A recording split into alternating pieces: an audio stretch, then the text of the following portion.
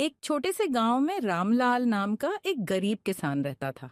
उसकी दुनिया का सबसे बड़ा सपना था कि उसका इकलौता बेटा रोहित पढ़ लिख कर एक बड़ा इंसान बने। रामलाल ने अपनी पूरी जिंदगी बेटे के भविष्य के लिए समर्पित कर दी। सुबह सूरज निकलने से पहले खेतों में काम करता, दिन में मजदूरी करता और रात को थका हारा घर लौटता। लेकिन उसके चेहरे पर हमेशा मुस्कान रहती, क्योंकि उसे विश्वास था कि एक दिन उसका बेटा उसकी सारी मेहनत का फल बनेगा। कई बार घर में खाने के लिए पर्याप्त भोजन नहीं होता था, फिर भी वह अपनी भूख छिपाकर बेटे के सामने कह देता, बेटा मुझे भूख नहीं है, तू खाना खा ले। उसने अपनी पत्नी के गहने बेच दिए, खेत का एक हिस्सा गिरवी रख दिया और हर मुश्किल सह ली, लेकिन बेटे की पढ़ाई कभी नहीं रुकने दी। रोहित भी शुरू में अपने पिता की मेहनत को समझता था और मन लगाकर पढ़ाई करता था। समय बीतता गया और आखिरकार उसकी मेहनत रंग लाई। उसे शहर की एक बड़ी कंपनी में शानदार नौकरी मिल गई। पूरे गांव में खुशी की लहर दौड़ गई। लोग रामलाल को बधाई देने लगे और कहने लगे, अब तुम्हारे संघर्ष के दिन खत्म हो गए, अब बेटा तुम्हारा सहारा बनेगा। रामलाल की आंखों में खुशी के आंसू थे। उसे लगा कि अब उसकी सारी परेशानियां खत्म हो जाएंगी। लेकिन शहर की चमक दमक ने धीरे धीरे रोहित को बदलना शुरू कर दिया। नई नौकरी, नया घर, नई गाड़ी और नए दोस्त उसकी जिंदगी का हिस्सा बन गए। अब उसे अपने गांव की मिट्टी और अपने बूढ़े पिता की याद कम आने लगी।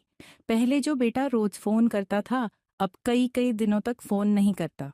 रामलाल हर शाम अपने पुराने मोबाइल को हाथ में लेकर बेटे के फोन का इंतजार करता, लेकिन फोन नहीं आता। जब कभी वह खुद फोन करता तो रोहित कह देता, पापा अभी मीटिंग में हूँ, बाद में बात करता हूँ। ये बाद में कभी नहीं आता था। फिर भी रामलाल अपने बेटे की बुराई किसी से नहीं करता। वह हमेशा कहता, मेरा बेटा बहुत मेहनत कर रहा है, उसके पास समय नहीं होगा। समय अपनी रफ्तार से चलता रहा। अब रामलाल बूढ़ा हो चुका था। उसकी कमर झुक गई थी, आंखों की रोशनी कम हो गई थी और हाथों में पहले जैसी ताकत नहीं बची थी। फिर भी वह रोज घर के बाहर बैठकर उस रास्ते को देखता जहां से कभी उसका बेटा शहर से लौट कर आता था। गांव वाले पूछते, रामलाल रोहित कब आएगा? वह मुस्कुराकर कह देता, बस काम से छुट्टी मिलते ही आ जाएगा। लेकिन उसके दिल का दर्द केवल वही जानता था। एक दिन अचानक रामलाल की तबीयत बहुत खराब हो गई।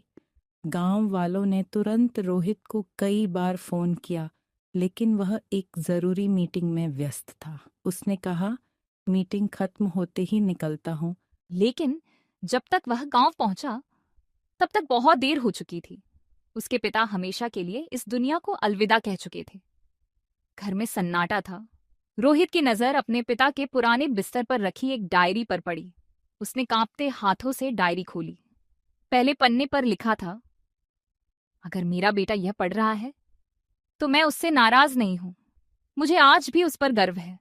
बस एक अफसोस है कि मैं उसके साथ बैठकर कुछ पल बात नहीं कर पाया। मैं हमेशा भगवान से यही प्रार्थना करता हूं कि मेरा बेटा खुश रहे और कभी किसी तकलीफ में न पड़े। ये पढ़ते ही रोहित की आंखों से आंसू बहने लगे। उसे हुआ कि जिस इंसान ने अपनी पूरी जिंदगी उसके लिए कुर्बान कर दी, उसी इंसान को उसने सबसे ज्यादा अकेला छोड़ दिया। उसने महसूस किया कि बड़ी नौकरी, महंगी गाड़ी, आलीशान घर और बैंक बैलेंस सब बेकार हैं अगर माता पिता की दुआ और उनका साथ हमारे पास नहीं है। उस दिन उसने अपने पिता की तस्वीर के सामने सिर झुकाकर रोते हुए कहा, पिताजी, मुझे माफ कर दीजिए, मैंने बहुत देर कर दी। उस दिन के बाद रोहित ने अपनी जिंदगी बदल दी। उसने हर उस बुजुर्ग की मदद करना शुरू किया जिसे अपने बच्चों के प्यार और सहारे की जरूरत थी। वह जहां भी जाता, लोगों से केवल एक बात कहता, अगर आपके माता पिता आज आपके साथ हैं तो उनके साथ समय बिताइए, उनकी बातें सुनिए, उनका सम्मान कीजिए और उनकी सेवा कीजिए। क्योंकि जब वे चले जाते हैं तब दुनिया की कोई दौलत उन्हें वापस नहीं ला सकती। इस कहानी की सबसे बड़ी सीख यही है कि जीवन में सफलता तभी पूरी मानी जाती है जब हमारे माता पिता हमारे साथ मुस्कुराते हों। याद रखिए, पैसा फिर से कमाया जा सकता है, खोई हुई चीजें फिर से खरीदी जा सकती हैं, लेकिन माता पिता का प्यार और उनका साथ दोबारा कभी नहीं मिलता। इसीलिए आज ही अपने माता पिता को गले लगाइए